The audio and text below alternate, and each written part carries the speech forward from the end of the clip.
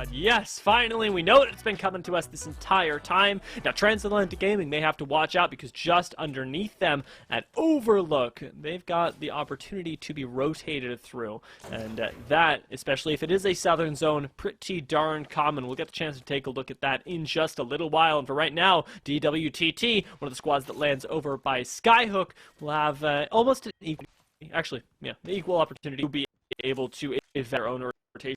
Things that I'm looking out for if the zone does start to pull over towards the south, what sorts of rotations they take, because Skyhook is actually very open, especially when you land on the eastern side of it. You can go through and drop yourself all the way down, follow all the way around through Kleiser.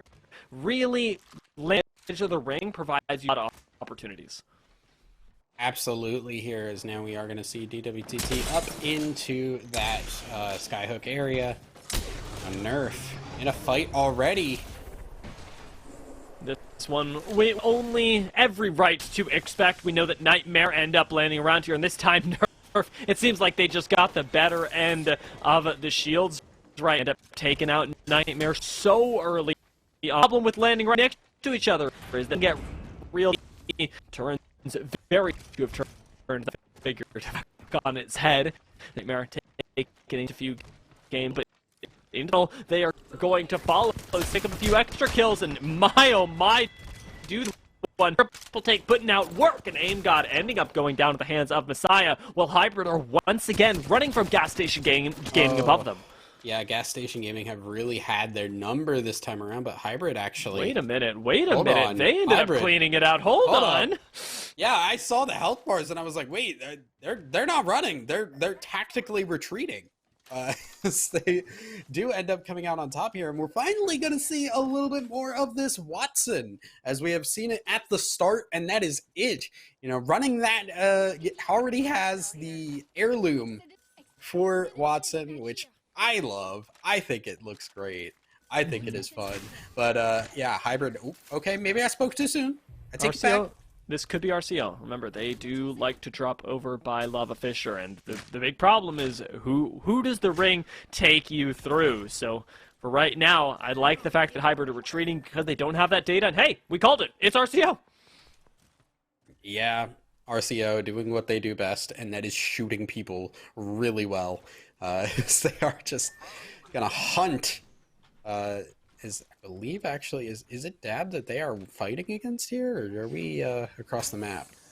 Let's take a look. Dab, yet they have found themselves up in the north here, so this should be Dab that they are taking pot shots at. However, to say fighting seems a little bit generous, as I don't think Dab is at all interested. They've got that next ring pulling over to them. They have absolutely no reason to go low on the shields, but Blight is, interestingly enough, the one on those white shields who's poking out. Yeah, this is actually really interesting just from a full tournament-wide perspective here, because Dab are the only people that can actually realistically get in fighting distance of RCO. So if RCO take them out this early and Dab get no points, what a complete runaway win that would be for RCO. Already they're starting to be put in the hole, though, is because RCO are angling on them from every side of Countdown. Nade comes in, and Blight's going to be able to dodge that for now, but they're bleeding out over here and don't have a better spot to play. Dab, realistically, could not wish for any better position. I think the only thing they could really hope for is better loot, and that, unfortunately, is just not in their control. They haven't got the sustain if RCO choose to continue pushing this, but fortunately, at least for now, they've got doors. Yeah, Sleepy Panda having to use a Phoenix kit right away there, and looking aggressively, trying to fight here with that longbow, as we do get a nice zoomed out perspective of that scope. Now with RCO fighting on different levels here. They are fighting on the opposite sides of this area here.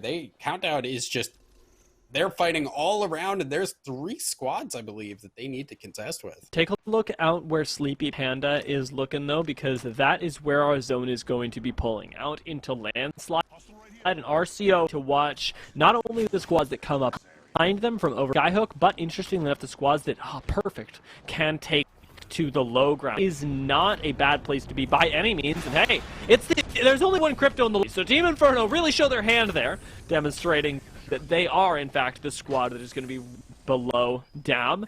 And interestingly enough, we should have a pretty safe rotation, as it's actually MNK assist, another squad in the area that is on the low ground. So Inferno are elsewhere, and I wonder where they are. Yeah, we'll have to see. Nerf, though, once again, just massive on this loot so far. Just crazy strong in this, and that is exactly what you want to see as Nerf are taken out. That was a lot less climactic than I thought it would be. It's unfortunate. Hey, we're getting some pretty exciting stuff inside of the kill feed, though, with RCO taking even more chunks out of MNK, who are on that low ground. They've just, it looks like, dropped down, or at least Dab have, to finish off these kills and access some of that loot. But make no mistake, it was RCO that put those final nails in their coffin on this low ground. A little bit too excited to take it. Again, that green ring. Colin Muscan, definitely spelling disaster for Dab, as now they are trapped on the low ground, and RCO get to control everything above them. Absolutely, here is now they are going to get a little bit of pressure thrown onto them, but this isn't really a big deal here. A scan will show, so they have eyes on this team below them. They should really have the advantage here. Right now, that Rampage is going to start really dishing out damage. However, doesn't ending any box for the moment. Nando gonna sit back with the revved up save damage and see if MClick can start farming it up. Phoenix ends up going down. Dab are going out here. RCO, it seems like they have really set themselves apart once again from the rest of the lobby by taking out their biggest competitors. Yeah, right now RCO just this is ridiculous. I don't think I've really ever seen a team just dominate this much as RCO have today, and they're just gonna keep it up. Oh my lord. Yeah, this high ground is really perfect, but again, they do have to look out from behind them. We've got to keep constant on the threats to RCO, because they are our favorites to beat right now. Even taking them down would be a victory in its own right, even if you don't get to win the game. And with RCO controlling this perfectly and spotting out, at the very least, they've got some contention over by Lava Fisher. It looks like it's Inferno that are over there, and we wondered where they were sat earlier. Now we get the confirmation, especially with that drone and the angle that it was flying over. BamClick is not too happy about the confirmation, but at the very least, it keeps them safe with the extra bit of data that they have, and Nando is going to have to be the one to protect this high ground. Is underneath him. He's got his squad mates healing up. And they have a little bit of protection for now, but God, I'm just in awe right now as RCO. Look at all these death boxes here. They could just do whatever they want. They have everything they could ever need. It is kind of crazy to be so well looted up at this point. Ooh, shots from another angle though. Does mean that BamClick has to be a little bit more respectful. The one thing they could use are those red armors, so as long as you can keep dishing out the damage, RCO should be just fine. Now remember, the only squad around, we've got others approaching opposite end of World's Edge, and importantly, Aves, Matt Pickett, and Crummy on start a fight. Seem like they're setting themselves up for a little bit of success as they rotate over from Fragment. As RCO, they push onto Inferno, and Eclectic start taking chunks out of Nerf. A squad that started this game off right may not get the chance to finish it. Yeah, Nerf are getting a little bit low here. Oh, here, nice Peacekeeper shot, though. Okay, Turns can change this. Turns can 1v1 this. He's already got a bit of time to heal. Gold Shield is really valuable right now, and Lux, we've already seen him go low. This cannot happen. This cannot happen. Oh. Playing the knockdown shields may be enough. Lux needs one more shot to seal the deal, and the Wingman just barely doesn't look like it connects. As in the kill feed, Matt Pickett seems like it's working. There we go. 1v1 ends up being 1, and with that, Lux will be able to reset with his squad. RCO, however, on the push, are looking good for now. Turning the corner, you will find this Gibraltar right next door, but he's healing up for the moment, and it seems like he's actually gotten the shield bat off, but it just isn't enough. BamClick styles on him with a crouch walk and takes down the last members of Inferno. I am amazed at the aggression that comes through here. BameClick went up, saw people over on that other side, and turned his back and said, all right, team, you got it. I trust you. I'm going to take out this Gibraltar. And completely, I just amazed at the fact that you could just turn your back to people like that and feel okay doing so. It is wild, and the amount of damage they put out really does justify it. This guy's been popping off today with Stick Drift OP on the low ground. They're going to have a pop-off performance of their own because while this is a good spot, it isn't the dominant one. We've got to keep our eye up in this sniper tower as we approach the next couple rings to see who ends up claiming that, because that is where you can win the game from, throwing down caustic gas on below, especially if you've got that legend on your team. Holding yourself up, literally vibing. A squad that is hanging on to survival for right now have lost a member, but it seems like they'll be able to get him back. I'm curious as to when and how this ended up going down. They're actually not pressured off of picking up their squad mate. Yeah, totally okay for the time being, but they can't really get to that respawn beacon safely. There are two teams fighting over it right now, and they may just look to get out of the... Oh! Okay. They're gone. Hopefully. Maybe. Light still alive. Careful, though. They're flying over this hill, and they're going to be flying right into the waiting arms of Matt Pickett. You see them up there and start a fight. Now see that there are only two people who came over this hill. Hopefully, they're distracted enough by the defensive bombardment that literally vibing can heal up, at least for a little while. It seems like they found themselves a spot that is very difficult to shoot. And Banshee thinking about trying to portal, or at least queue up to start a fight. I think he's going to recognize that they are maybe not as focused on the squad that just valked on them. Start a fight, just need to look behind them at this point, and they could turn this entire game around for themselves. No KP just yet. You can secure 2 points, but they just don't know. Yeah, I want to actually call out there. I'm pretty sure the emote usage was specifically to throw off the aim, because the actual hitbox I don't think moves with Valkyrie, but it does become more difficult to actually figure out where the hitbox is. So I don't think that was a unintentional, like, you know, like, hi, I love hitting emote buttons, but that was actually for a tactical reason. Let's start a fight now. They are going to have to back out as Matt Pickett needs to heal up. See how that works out for him, because right now we got other things to contend with. RCO are pushing this RV, and that alone takes a lot of confidence. With Nando throwing in the grenades, things are looking good for them, especially with those nice chunks. BamClick is going to be able to heal up here, but push like this is so ballsy. These RVs are so difficult, and Flinzar is putting up a good defense, taking down the initial member in BamClick. This could be a fight up winning, but oh no, this is looking bad. RCO, they lose too, and Sleepy Panda now alone up on this height. Seems really like he may be able to find some... Nah, probably not. Well, start a fight. They're not going to be able to either. They got lasered from the back, and the fact that they didn't end up seeing behind them cost them their lives, because Light is the one picking up kills onto them right now, and this is from the squad that was coming over to you in shambles that now gets to take you out. Literally somehow survive all the way from Skyhook, get themselves out, and pick up kills. Yeah, but they are now down just to Light, as it will be a Wraith falling as well. So now, yeah, goodbye. I think Eclectic are going to clean this one up easy. Nicely done from them, but, you know, again, as literally vibing, I think you're happy with that. As much as it hurts to go out at this point, they've gotten way further than they ever could have dreamed of, especially when it crested that hill and saw that there were people right in front of them. Now with Eclectic having the high ground up here, they're able to spot out that nobody's quite yet on that sniper tower. It's only round 3, but we're already down to 6 squads.